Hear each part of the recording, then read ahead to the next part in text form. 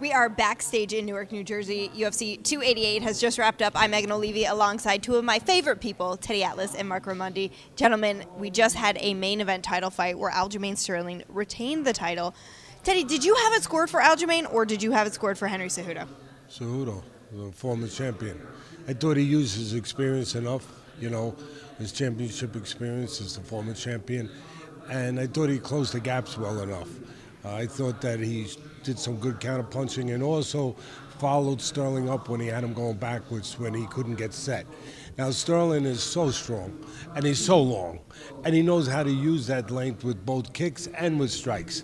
But again, I just thought that close rounds, but I thought that Cejudo closed the gaps well enough and got enough takedowns and got to the geography he needed, in close, in spots. And I thought he won the last round. I thought that going into the last round that this was a fitting conclusion to this kind of fight, that the winner of the last round would win it. And for me, Cejudo was that guy. But again, all close rounds. I see you nodding. You would agree with that sentiment? I actually agree with a lot of what Teddy just said. I mean, every single round was ultra close, and sitting cage side and watching it, I think it's so hard to decipher. Just one little thing here and there, a punch, a kick, a knee in the clinch, dirty boxing. The grappling was almost a stalemate between the two guys. Yeah. Both of them were just, excellent grapplers, excellent wrestlers. There really wasn't a big advantage for either one of them, and I was comfortable with 48-47 either way. I didn't think that either one was there was no robbery by any means in this fight, but I like Teddy actually did have Henry Cejudo winning. Same deal. Thought it was 2-2 heading into the fifth, and I thought Cejudo did enough in that fifth round just by a small margin to get the win. Maybe a little edge with the striking. A little edge in the striking. That's what I thought. Even though he was kind of wearing the strikes worse than Aljamain was, but I thought Henry actually landed the better shots in a 5-round fight. Henry really a special athlete here because he had a 3-year hiatus, and here he is coming back here, not just competing again, but competing with the champion of the world in a division that is probably the best in the UFC. Teddy, you hit on it with your first answer a little bit, but how special of an athlete, regardless of the hand raise or not, do you have to be able to accomplish what Henry did tonight, although he didn't leave with the belt? You have to be the guy with the supreme confidence. It's the mind game, champion like that, physically, technically, we understand how great he is on the mat and everything in striking and how well-rounded he is. And obviously he takes care of himself physically. He was training fighters, so he was staying in the game. But the mental togetherness, the cerebralness mixed with the mental toughness, the will. And you have to have that. Championship will. Championship mental strength. And that's what allowed him to leapfrog any kind of, warm-up fight or, comeback fight to get back. He jumped right to the front of the line with the best out there because mentally he's able to do that because of that kind of, not just skill, as I said, that kind of confidence, that kind of belief. Yeah, absolutely. And I think people forget because of the persona that Henry Cejudo puts on. Yes. He doesn't take himself too seriously as far as his interviews and the social media and the King of Cringe and all the shtick. But this is a guy that won the Olympic gold medal in wrestling at 21 years old, the youngest at that time to do that for an American. And he really does have that medal. He's battle tested. And, he said after in the cage that he might step away again. And I hope he doesn't. Guys, because I think he has a lot more to give. I didn't think he should have retired in 2020. I still think he's right there. He could have very easily won this fight, guys, and I think that he stacks up very well against not just the guys that are at 135 pounds, but also maybe if he wants to go up to 145. I don't think he would get blown out by an Alexander Volkanovski. I think he's right there with the great fighters in the world, period.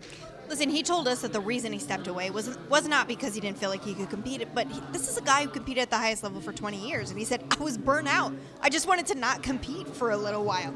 Now we will see what the path has for him, but Aljamain Sterling, we have to commend him for not just his fighting abilities, but also his mental fortitude, because this hasn't been an easy road as a UFC champion for him. There's been all these weird sort of things that have happened. He doesn't let the crowd reaction dissuade him. He continues to press forward.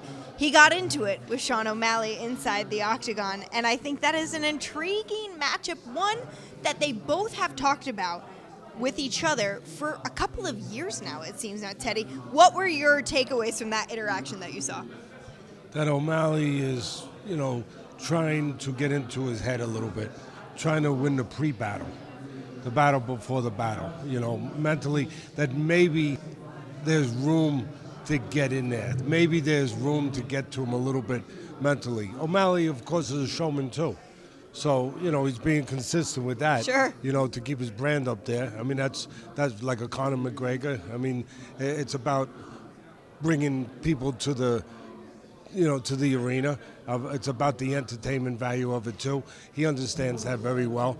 But I think that he was trying to get in his mind, try to get a little edge, because his style is very difficult. He's got a very difficult style, and he's very athletic.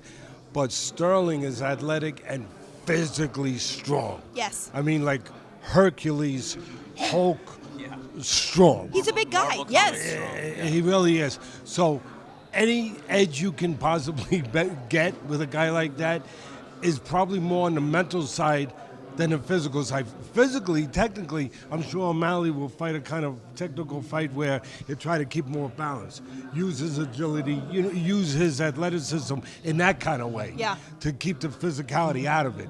But I think he's trying to help himself and maybe hope that, as you just touched on, that there's a little kink in armor mentally with Sterling. And I think there was, maybe a little early in his career, but not now. Because now he's got that championship belt and that championship belief and confidence that goes with it. Yeah, and you mentioned that it's been a hard road for Sterling because he won the title by disqualification. The rematch with Jan was also a very disputed decision, and the last fight against TJ Dillashaw had an injury going to the fight, a very bad injury. And this one, even though it was very close, I think that, I mean, if you don't think that Aljamain Sterling is the best, if not, you know, right there among the best 135ers, you're crazy. And I'm happy that he's getting this Sean O'Malley fight next, because O'Malley is a big star. It's a high-profile fight for Sterling. It's going to be a main event, surely, and I think he'll be the favorite in that one. And I think that could really be a chance for people to say, this guy is the real deal. Listen, I am looking forward to the lead up of that one. I love that Merab put on Sean's jacket, though. I thought that was hilarious and great. There's going to be so many interactions between these two camps. But for now, gentlemen, thank you so much for joining me. It's a late night here, but we appreciate it all. UFC 288 was tonight. We'll see you at UFC 289 in Vancouver. Thank you for watching ESPN on YouTube. For live streaming sports and premium content, subscribe to ESPN+.